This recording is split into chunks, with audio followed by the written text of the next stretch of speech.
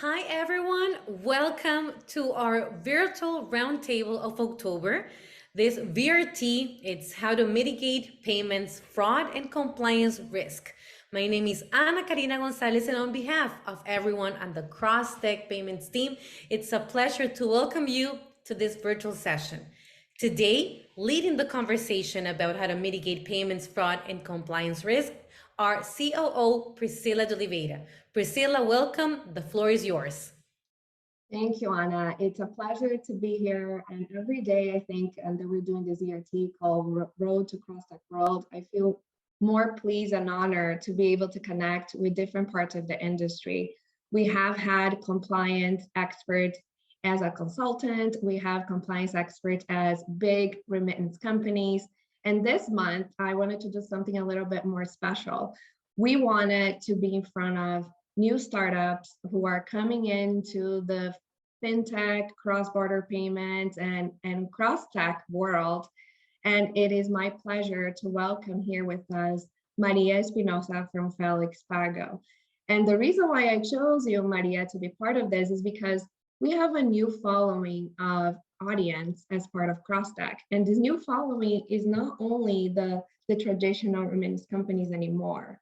We have grown to be a little bit bigger than that. We have new fintechs, we have new companies like yourself as startups, and we wanted to create this new space where they also feel included, right? The new startups who are going through this journey as you as a compliance officer, which there is a lot of unknowns, and how they're able to mitigate payment fraud from a compliance hat and do it successfully. And I think also, another thing that we do in these sessions is talk about learnings, right? Because through this process of implementation and positioning a new startup in the market is all the learnings that you're able to catch quickly. It's very important that we're able to do that. So you can continue to inspire and bring new startup companies not to be scared of their failures and to really learn from their mistakes. So it is my pleasure to welcome Maria then Maria Espinosa from FelixPago. And Maria, before we start, I wanted to just give you an opportunity to introduce yourself, talk a little bit about your career, what you have done, and how did you land to be part of the compliance team in Felix? Welcome. Great. Thank you, Priscilla. Thank you for the invitation. It's great to have here in this great panel. So let me have a few minutes to introduce myself. So my compliance journey started in a local bank in Mexico. There I start to learn like what are really important. All these startups and doing all those things has been doing. I went like 2 or 3 years there, and then I went to the brokerage house and the fund manager area in City and Transamerica. I was also based in Mexico, but I had the opportunity to review all like global companies and procedures and policies. So it was great to have like all the learning and all the things in these great companies that are like Citi and Transamerica that are more big than all these companies that you were mentioning about. And then I started on the fintech world in Oyster, that is a financial platform for freelancers also in Mexico. So there I started to review all the compliance things in a different way, but it was like super interesting. And then I find Felix and I fell in love with this platform because it's in the cross-border payment industry, but it's a chat-based platform. So it's super easy to send money abroad and all the things, but as a compliance perspective, it's super challenging and super interesting to have this blockchain and artificial intelligence to disrupt how remittances are done today. So here I am. And I think the cool thing about Felix, since I've been discovering this new product, is that WhatsApp is their main differentiator from everything else. And I'm a native Brazilian, to be honest. And in Brazil, nothing happens without WhatsApp. Even like the personal invitations that you receive on a day-to-day basis is through WhatsApp. So I think WhatsApp has changed the way we communicate. And by using that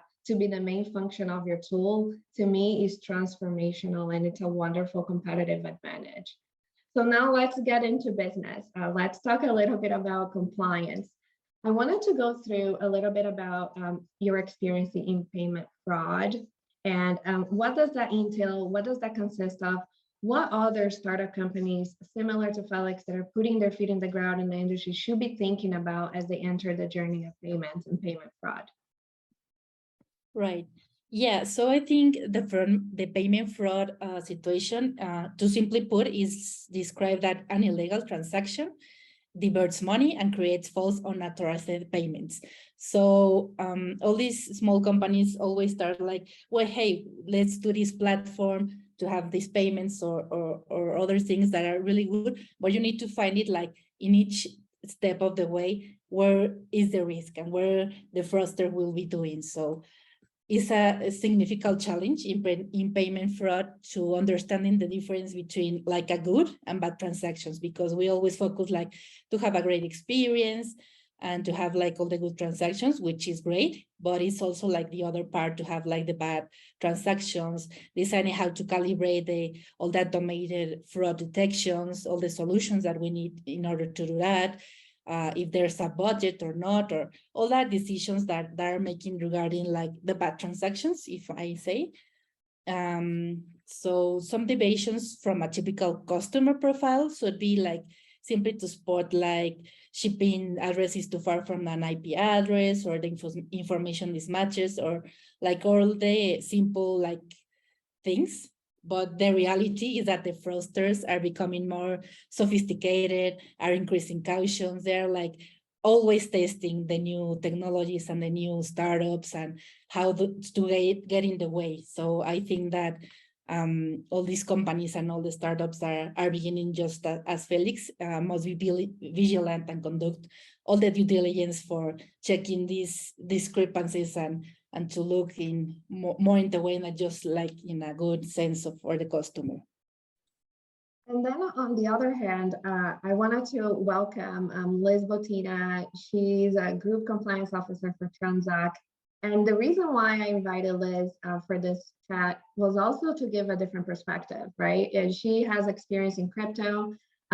That's something that we're starting to have a bigger following. Part of our day one in CrossTech world is that we do a course on crypto and how, from a compliance standpoint, you should prepare your company to be part of this journey.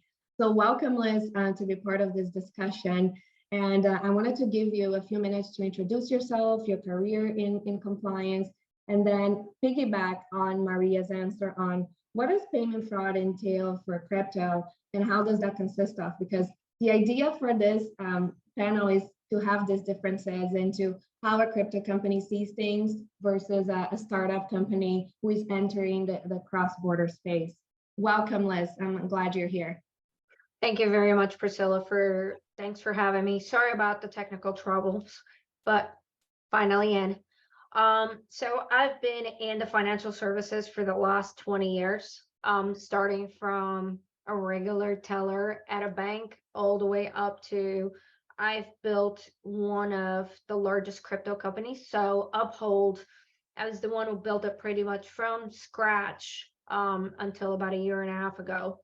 So fraud is something that I saw it when I worked at the bank, but it takes a completely different, it's to a different level once you're in the crypto space, because it's easy to buy stolen credit cards and load funds and convert it into crypto, right? And once it's in crypto, depends where that wallet is hosted, it's hard to retrieve it or trace it.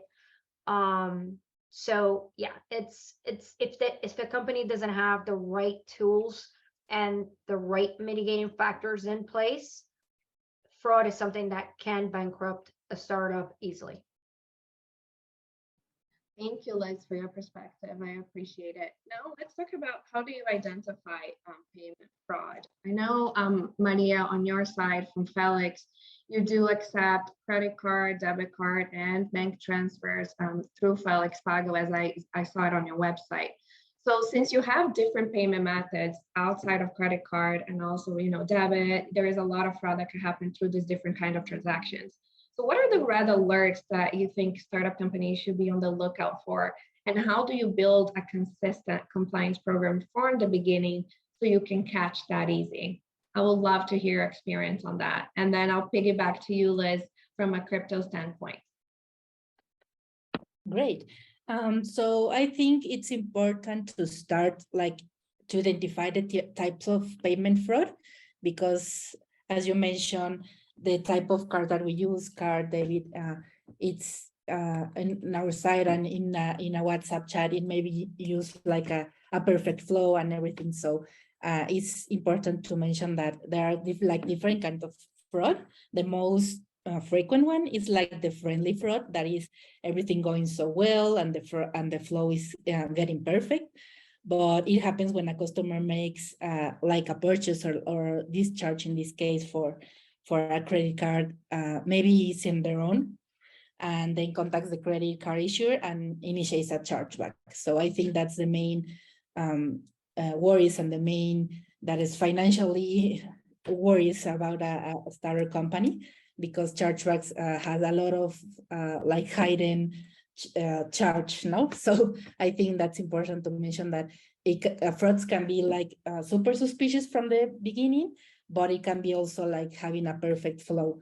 So I think the main things like to prevent this kind of fraud is to have, first of all, I think it's good to have like overall of all the companies and where those started and all the governance in place, because if you have like a good area to have like first defense, that are the people that actually are talking to the customers and reviewing it in like in the naked eye, it's important to have that in place.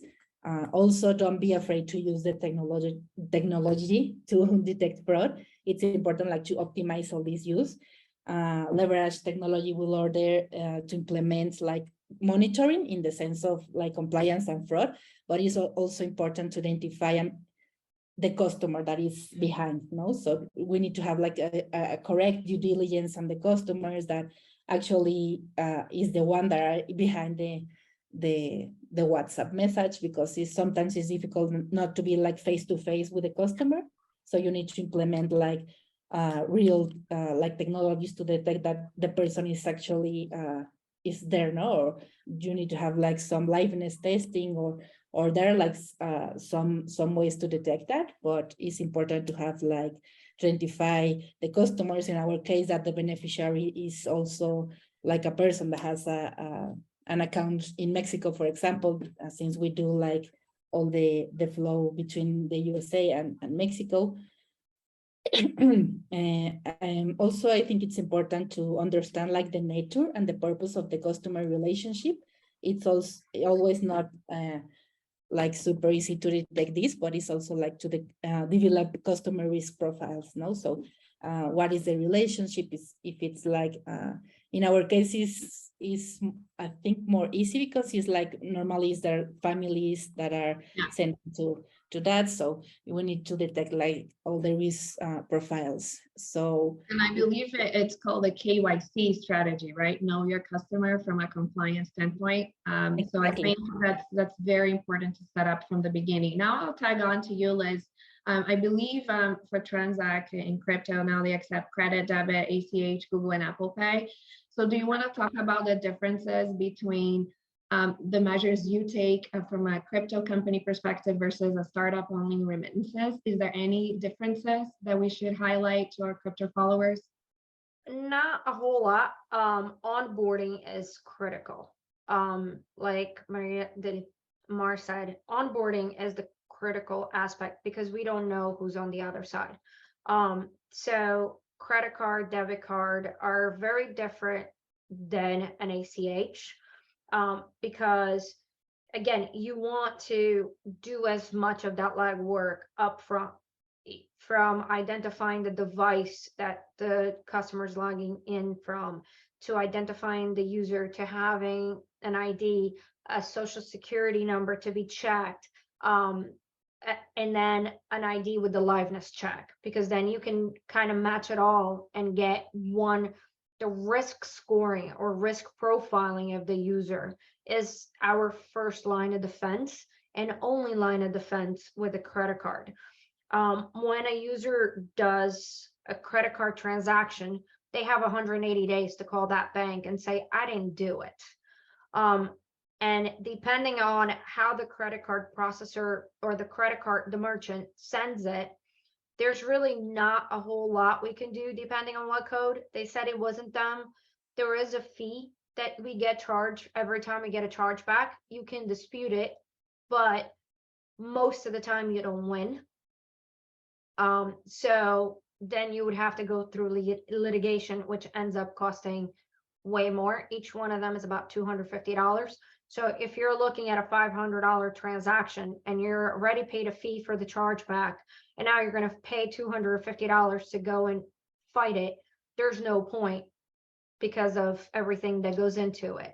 So KYC is our first line of defense because that's the only thing you got to hand in to prove that it was the customer. Friendly fraud is the worst fraud across all payment types because, you know, if you give your credit card info to your friend or your bank account info to your friend, I don't have a way to prove it. And they get away with it. And most of the time they get paid to do it. On ACH, there are certain things that, so legwork, same legwork as credit card, but ACH, there are vendors out there today that actually you can match the name and address on the bank account to the name and address on your KYC. So that gives you a better defense. Again, friendly fraud, there's nothing you can do. I've had a user that has taken us for $80,000. It wasn't at Transak, but one single user got away with $80,000. So that's just how impactful it can be because they got 60 days. So 60 days from the date of transaction to say I didn't do it. And there's absolutely no questions asked. Unlike a credit card, you can dispute the chargeback. With an ACH, you can't. There's really no mechanism to dispute it. If you got taken for it, the bank just comes, takes the money, and then we got to take legal action. I think that's a great perspective, is how do you see yourself as a payment company in despite of being as a startup or as a crypto? It's similar mission, right? And it doesn't really differentiate from an overall perspective. It requires KYC, it requires a risk assessment, it requires you having the right vendors in place to catch things happening that are not consistent to what you're used to. So I think this is a really good message because I believe, at least in our side in CrossTech Consulting, we have a lot of companies that are starting in the crypto space that are, let's say, they're only remittances, but they want to get into crypto. And there is a perception out there that it's so different, right? Why is it so different? How? I don't even understand it. So I think this talk really makes me realize that it's more similar than different. And it's how do you prepare your compliance team to have the knowledge, not to feel that crypto is the elephant in the room, that there is measurements in place that if you have the right person, like someone like Liz with specialties in crypto, you are able to maneuver that with no hesitation. So thank you, ladies. I think that was a really nice message for everyone that is following us, who is in the startup space, in remittances, looking into crypto, or who is just in the Felix stage space as a startup. So the next question we want to talk about prevention. I know, Liz, you mentioned different vendors that, for example, for ACH that you can use to talk about prevention. Anything else that we should be thinking about for fraud preventions outside of the things we discussed that companies should be thinking about? So those two, there's vendors for the name and address. Those are big ones. Having as much as you can, vendor to, social security verification. That's a big one because there's multiple vendors out there, but there's vendors that do it based on public information. And then there's vendors that are actually connected to the IRS. Anything that is public information, these guys that bought a bunch of credit cards or bank accounts, they know it better than we do. They've done all the homework. So anything that is public, they have. So it's not trying to make the user's journey impossible because that kills the business, but it's finding the healthy balance between facilitating the process and protecting the company. That's the hardest part between in any of the MSBs, crypto spaces, any of it is having compliance. Do you find a healthy medium where the business can grow and generate revenue at the same time as you protect the company? That's the biggest struggle on a day-to-day. Yeah, I agree with that. Maria, do you have any comments on that? Anything else you want to add, or we can move into the next question?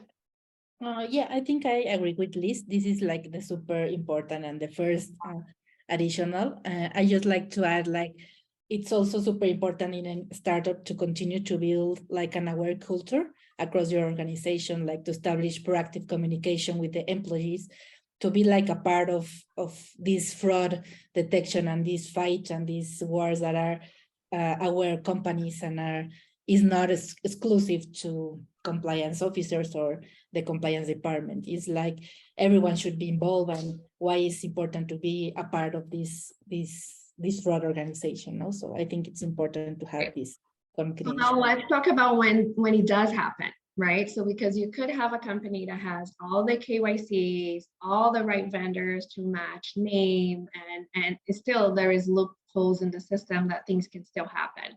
So what is your recommendation for companies that are in that situation, that they did do a risk assessment, they did put a payment compliance team in place, and then fraud is still happened? What's the best way to solve that? Can you share an example where you've been in a situation like that and how you handle and what was the learnings? It's very hard.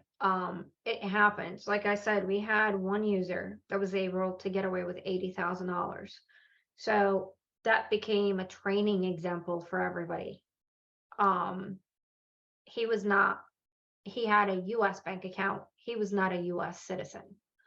So it's kind of like, that's always one of the things. Do you offer some of the services to US citizens that don't have a social security number? And back then we used to, and then we had to change the policies because you can, but then you got to make it. It's taking the country, taking the risk, taking the user risk, and making the appropriate adjustments. And that became a learning of, you can't give a US citizen the same limits as you give somebody that has a US bank account but doesn't reside in the US, right? And there's some countries that are known for that, of having US bank accounts, because they're trying to protect their funds from their own government. But it became a learning where every time we had training, that came up, and you explain it and you show people why you can't offer the same. And that's kind of like, you just got to learn from your mistakes and adjust as you go. But there's not a guide that tells you what to do, how, when, and where. I wish there was, but there's really not. You just got to learn and adjust and move, and then learn some more. So ongoing training and tweaking of the system is critical. And I think one thing I want to comment on your answer, Liz, is I know many companies that have the compliance operating manuals, right? And that is a constant fix. You're always updating. And when you are in front of situations like this, that's the moment for you to go back to your compliance manual, see where you missed, and see what are the things that you need to be thinking about for the future. So I always like to go back to that. In our consulting side in compliance, we work a lot in revising operating manuals and really making sure that they are up to date. And I think that's when you do the reflection and exactly this exercise that you said, Liz, for companies to be really thinking about, where is my compliance operating manual today? Is it on the shelf and I only look at sometimes, or is it something that it's top of mind for my CEO and my compliance officer to be having discussion on a constant basis? So I leave that for our followers, our CEOs and compliance officers. If you're not on top of your compliance manual. Please feel free to ask us questions or put questions on the chat. And then Liz and Maria can give you some suggestions on how to make that part of the agenda for your board of directors or your executive team, because I think that's something very key for the organization to succeed. Maria Espinosa from Felix, do you want to share an experience that you've been through where fraud did happen, even when you had all the protocols in place, and how you handled, so that way we can share some personal examples to our audience? Yeah, as I mentioned, fraud is always like in the loop. So we have like some experience that we have the perfect flow for this customer. We have all the KYC and all that. And despite all that, he managed to put like $3,000 from us. So what we do in that moment is to have like the data analytics, while enables to quick analyze, additional what Liz just mentioned, like analyze like the available data that you have, what do they have in common with the initial trends, or what was invisible in that moment for us.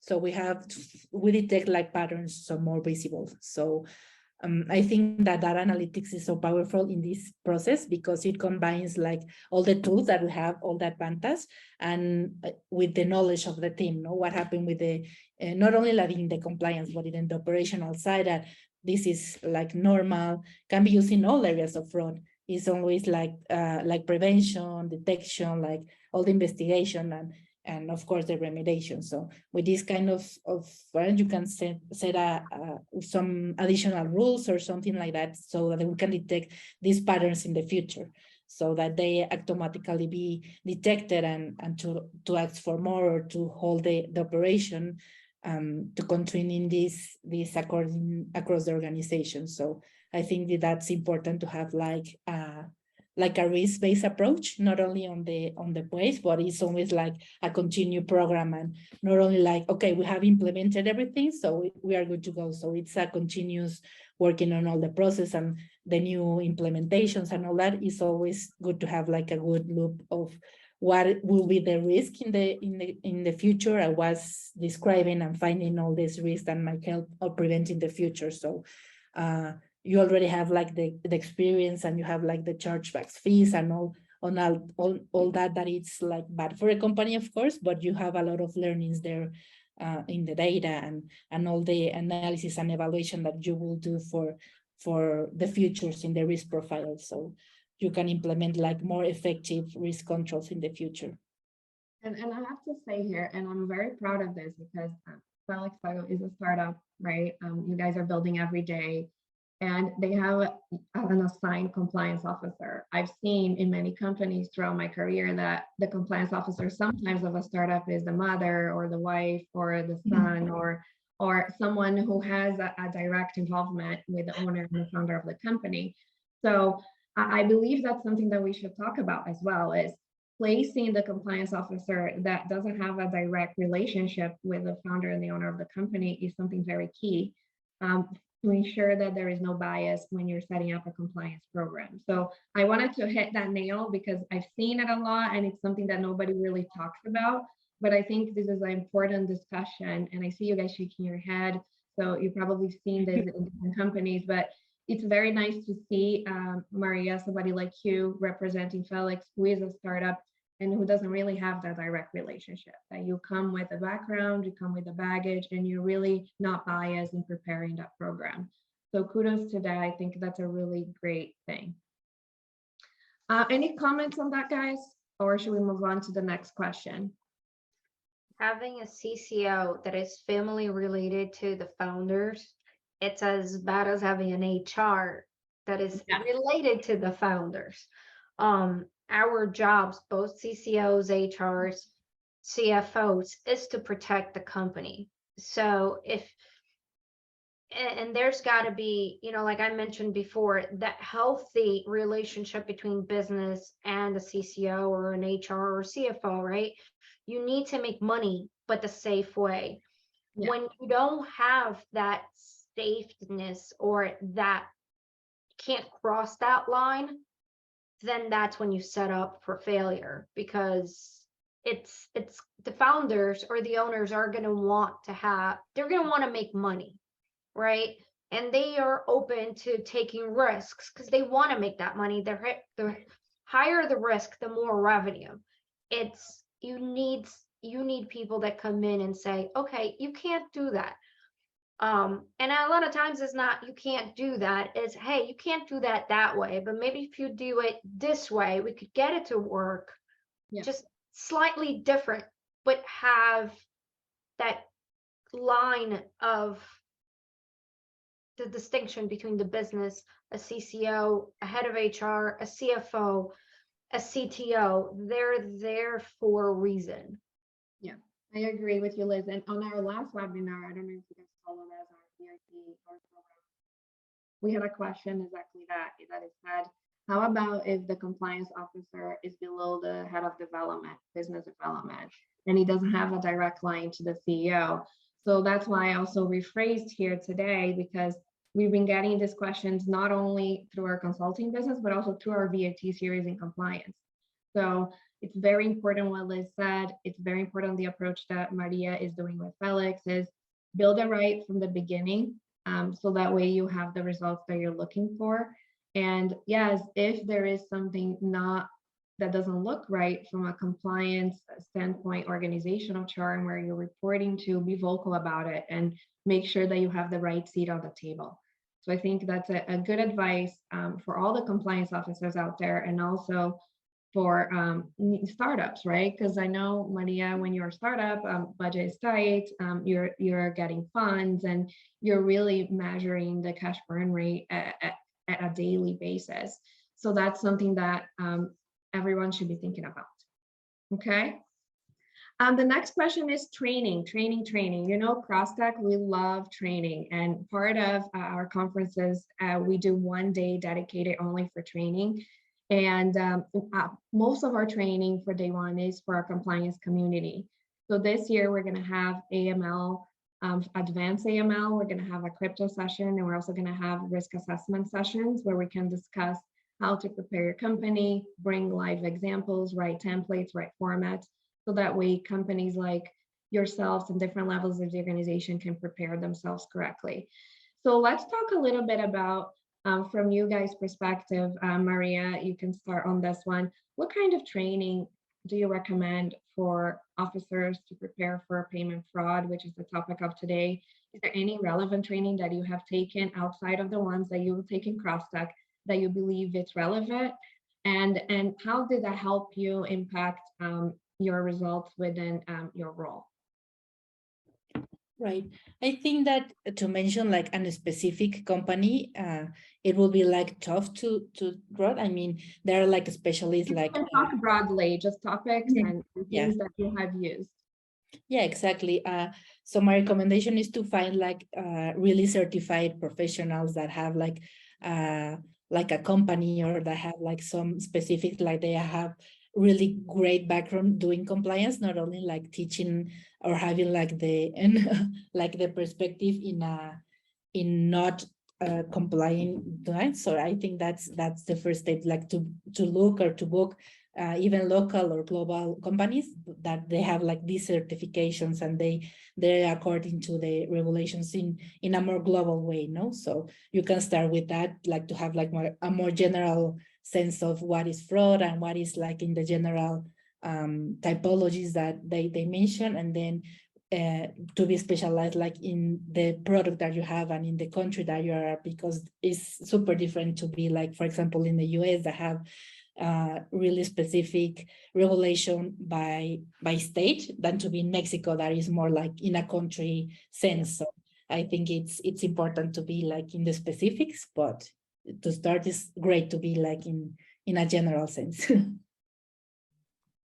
Liz, you want to talk about your perspective on trainings? What has helped you from a group side? Training, so there's two types. We can go out and there's a number of companies. You can do weapon, doesn't have to cost anything to the company. There's CFE, there's ACAMs, there's a number of sources out there that give you webinars for free where you can see what's happening in the market. They bring up examples, presentations from all types of frauds, cyber attacks, anything. But I think the most important is the day-to-day training as things happen. Because it's one thing having our teams listen to somebody talk about a webinar about a cyber attack, and it's very different of when it actually happens, not necessarily a cyber attack, but you've seen a bot that is creating accounts, and you can then take that and make a study and train the team of what happened. I tend to I've realized and learned that the teams are a lot more visual. So once they see it, then they can identify it, especially as global companies. Startups are starting more and more where the teams are international, right? So you have the tier one or the back office in remote countries. They don't know how things work. They can read, they can listen, but it's not the same type of training as being visual. And then they can take that visual and apply it to what they do day to day. Yeah, I love that, Liz. And again, this is every day things are changing. I know because I'm part of the compliance council. I also have a direct relationship with the MSBA, and every day things are changing. So training is something that it's never it's never enough. So I wanted to make sure that I call that out. So I think this ends my questions that I had prepared for today. Before I do the closing, I wanted to just give a moment of opportunity for you guys to give advice, maybe a 30-second advice for people listening to us and companies listening to us. Liz, you can focus on the crypto following, and then Maria, you can focus on the startup, on how should they continue to be looking at the new changes, the new regulations, and how they can continue to be compliant in the market. And then after that, I can do the closing. Liz, you want to start? Yeah. So crypto, it's not as scary as everybody makes it seem. But crypto, to be safe, one of the things I've always done is don't treat crypto any different than you would with fiat. Crypto, at the end of the day, it's a form of cash because somebody's taking physical cash, exchanging it for crypto. But in order to get it back, they're going to have to exchange it back from crypto into fiat. So it's no different from fiat. So do not treat it different. One of the things is actually crypto is a lot more traceable than cash is. So the perception, it's getting better, but the perception has been, if it is crypto, it's dirty. It's absolutely not. You can trace a crypto from the minute that wallet is created or that address is created, how many hops it goes forward and backwards. So it's very different from going to a Western Union, for example, and 20 of us sit outside and we exchange hands, and somebody walks into the store and sends it to Mexico, and that's the only person that responded. And let's be honest, they can tell you that they got it from anywhere, as long as it's under the threshold of having to provide proof. And they can tell you they got it from anywhere, anyone they want. With crypto, they can't, because we know exactly what bank it came from, how many exchanges it's hit, how many times it's changed hands. So don't treat it any different. It's actually a lot safer than cash. That's great advice. Thank you, Liz. How about you, Maria? What is your advice? I think my final advice for the startup is you're in the perfect moment to have like all the policies in control, have the correct culture. Obviously, the purpose for all companies is to make money and to have like a super flow that are attracting customers, but it hasn't been a fight between compliance and all that. You can have all that from the beginning and to have like an aware culture across the organization from the beginning, and it will be super easy to just like start conversations. It doesn't have to be super expensive, because we have like the thought that having a compliance and having a fraud tool is super expensive, and you can start with the basic things like to have a proper persons to have like be open to be like educational for this. It can start like in ethical behavior or something like that. It doesn't have to be super specialized, but it's the perfect time to have like an independence from compliance, to have a pair of eyes to be looking at all the process and to do it in a safe way, because in the future it will be more you will have more charges and more fees than expected if you doesn't implement it from the beginning. So this is the perfect moment to do it. Thank you, Maria. I appreciate your comments. I wanted to just close with the 3 things that I've learned from today that I want all of you to take away.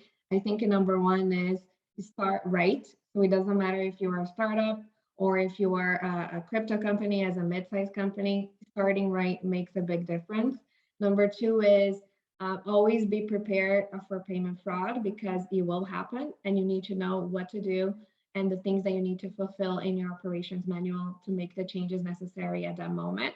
And number 3 is training, training, training. It's never enough to be trained. So in closing I wanted to invite all of you that are watching us today to CrossTech World. We will be in Miami, November 15 to November 17 at the Hard Rock Seminar Hotel. Day 1 is built specifically for the compliance community, where we're going to be discussing topics just like this. And we're going to also have a partnership with COMS, where as a compliance officer, you're able to get a recertification and you get credits. So that will help you position yourself in the industry as well. And then on day 2, we have a special session. Lisa's going to be sitting in that session where we're going to do a panel discussing compliance officers. So we wanted the compliance community to feel involved. We're going to have a lot of sessions that it's more business focused, but we wanted to provide a platform for CEOs to be along with a compliance officer so both voices are heard. Don't miss the opportunity. We'll be in Miami. I hope to see everyone there. I hope you enjoyed the panel and the VRT today. This was for the purpose of bringing more startups, more fintechs to become our followers and more crypto companies. I thank you, Maria Espinosa from FelixPago, a compliance officer, and Liz Botina, Group Chief Compliance Officer for Transak. And also another point I wanted to make is today, out of all days, our VRT is all about women. And on day 3 in CrossTech World, we're going to have a panel discussing women in cross-border payments. So I want to thank you guys for inspiring your teams every day. We need more women in the space. This is something that I'm pushing along as part of CrossTech.